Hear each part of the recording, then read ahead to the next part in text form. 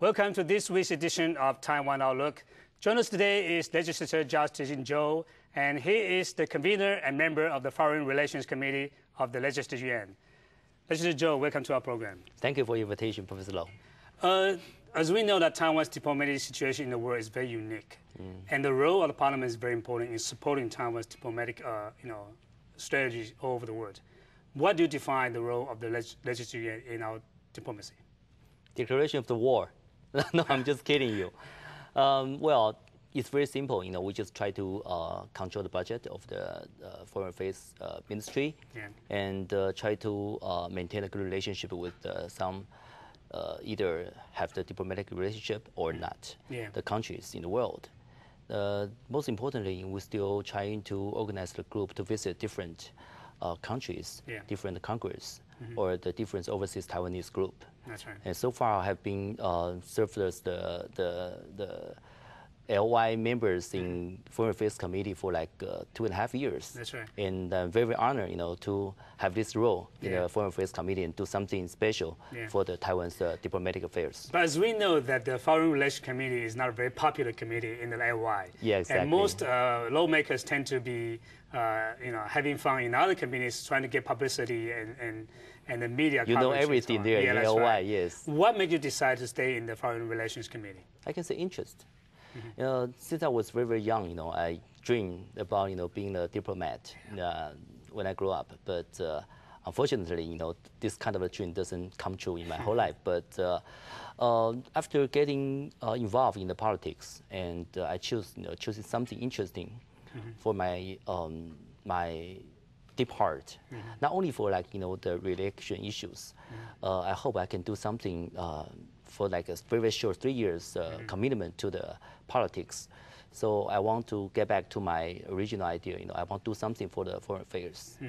And all my friends and all my colleagues and all my relatives say no because, as you know, mentioned before, no votes. Because foreign affairs is very complicated and too far away from the people's the common sense. So exactly, usually I can say the politicians doesn't choose the Foreign Affairs Committee in Taiwan because people doesn't know about the details about the Foreign Affairs Committee. So when the election approaching, you have to make much more time to explain what's going on in the past couple of years. What do you do in LY? So, but I don't regret. I think I might just choose what I want. But do you find it difficult to get the support from your, districts? Exactly. Yes, a lot, because people always ask you, what do you do in the Legislative Yuan? And I have to explain what's going on about the budget, about the foreign affairs, the relationship, about Taiwan's situation, Taiwan's unique diplomatic relationship in the world, about WHO, about the United Nations.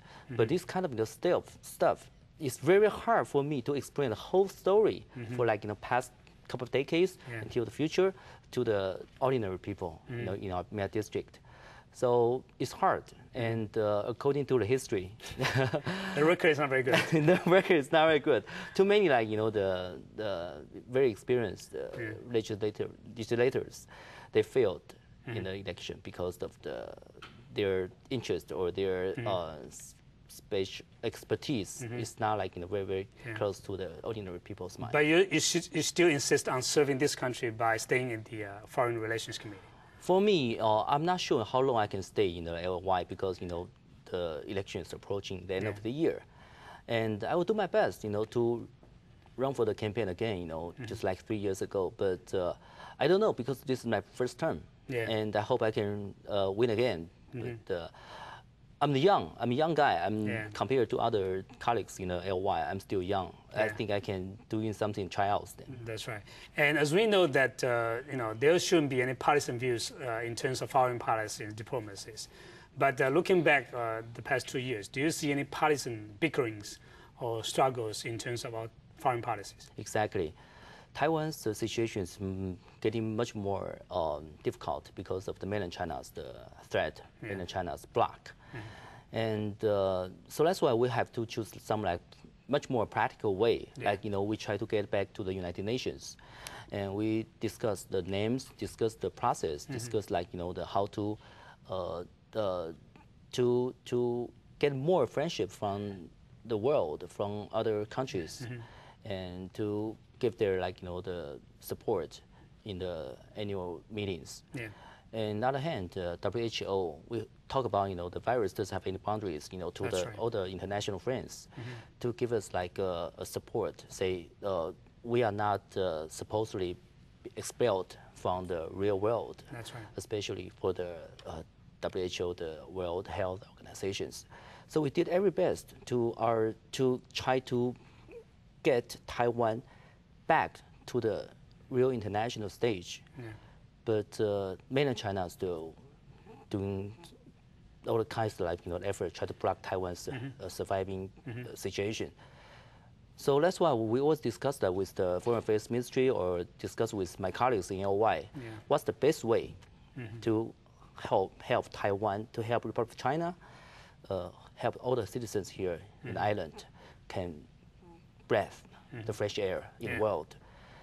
Hard, but I think the whole process take time. We hope we can maybe next 5 or 6 years we can still have some good results come out. Some people point out that there could be some sort of diplomatic ceasefire between Taiwan and China. Do you think that's a possibility? It's possible. How can we work it out? Exactly. We Taiwan and China, we call Chinese Taipei and China. We are all members of WTO, and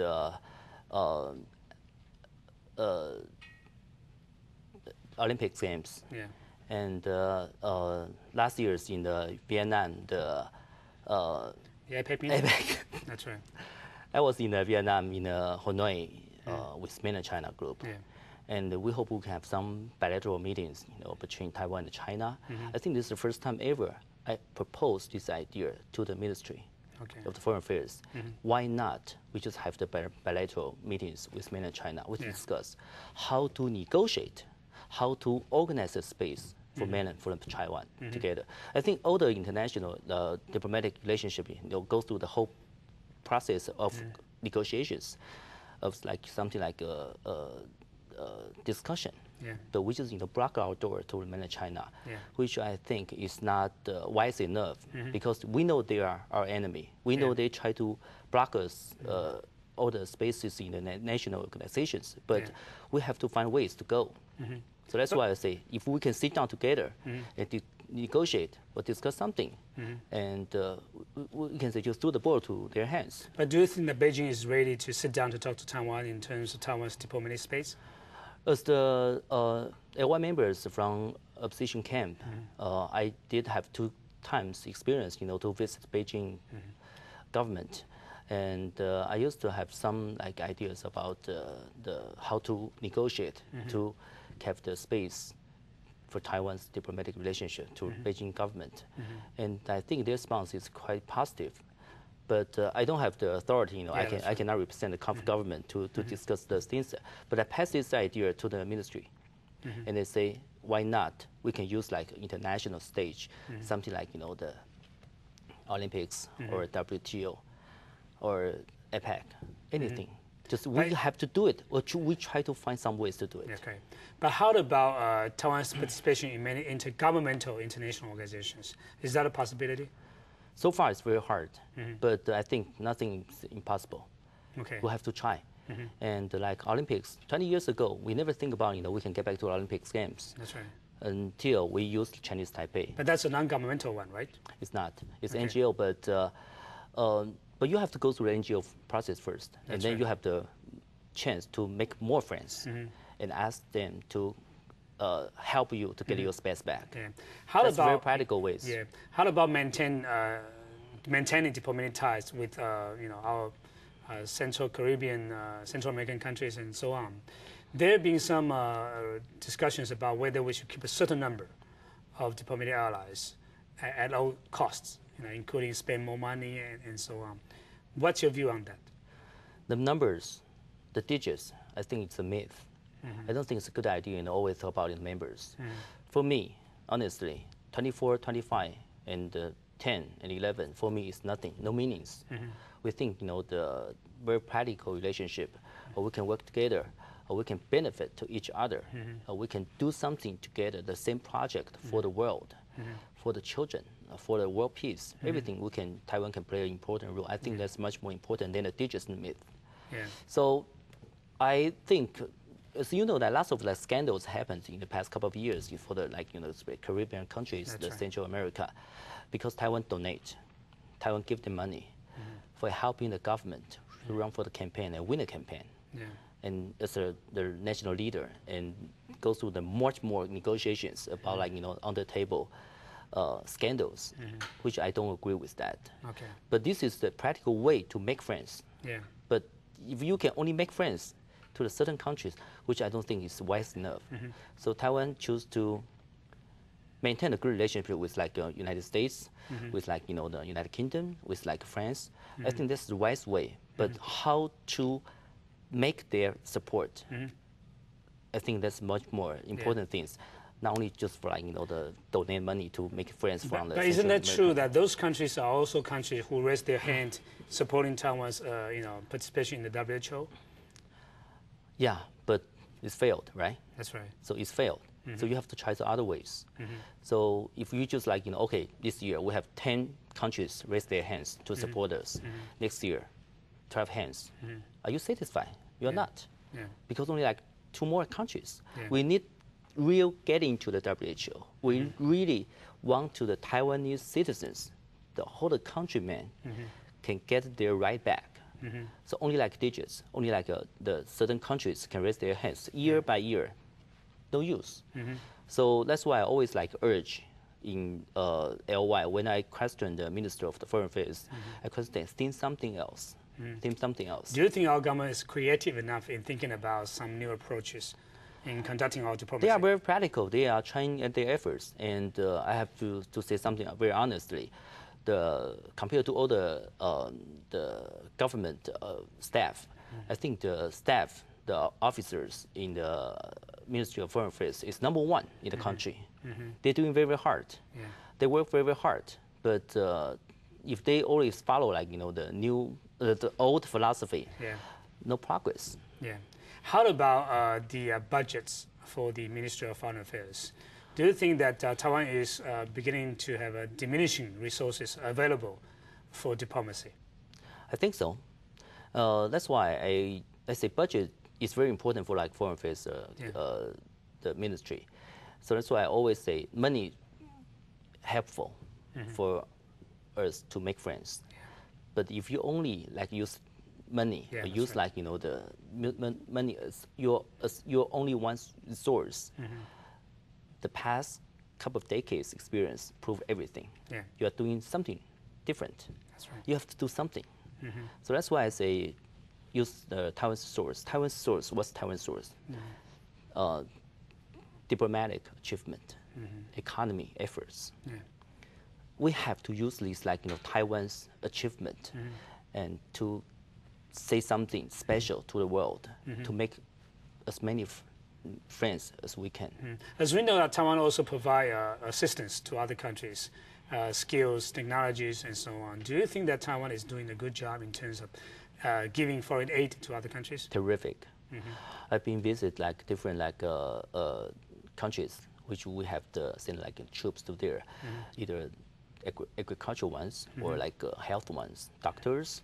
They stay minutes miles away from their hometown and to provide better service to their countrymen. I think that's good because everybody thinks it's very, very good service, especially for Taiwanese young men. They have 2 years application military service. They choose to stay abroad, which I think they are doing very, very good ones. But sometimes they feel very, very upset because when they're doing something good and they haven't finished their job yet, and they come back. Yeah, they come back because the diplomatic relationship just broke. That's right. And as we know that the ODA, official development aid to other countries, in comparison with other countries, is not very big, especially in terms of the GNP percentage. Taiwan is not very high. Do you think that Taiwan should try to raise the GNP percentage for the official development assistance to other countries? For sure. But Taiwan's economic efforts have been proved to the world in the past couple of decades. But Taiwan have to do something special, especially in our neighbor like South Korea. Yeah. In the year of 1997, when I was in States for studying my PhD degree, all my Korean friends, all my Korean classmates, they just withdraw from the school because they have to go back to their country to save their country, and they don't have money to pay the tuition anymore, something like that. But a couple of years passed, they come back. They come back to the real world, the economy, like the big tourist group, they success. But Taiwan still like in the same step, didn't much more move forward. So what's happened? What's wrong? I think Taiwanese government have to think about that. And of course, GNP represents Taiwan's economic situation. So I'm not an economist, but I know something doing wrong for the Taiwanese government. And I always urge Taiwanese government to do something like, if you want to follow like, the past 10 years, the regulation, maybe you're doing something in vain. You have to do something special. The Foreign Affairs Committee also oversees the so-called Overseas Compatriot affairs. So when we come back, we'll talk about that part of the job. Okay, great. So stay with us. We'll be right back.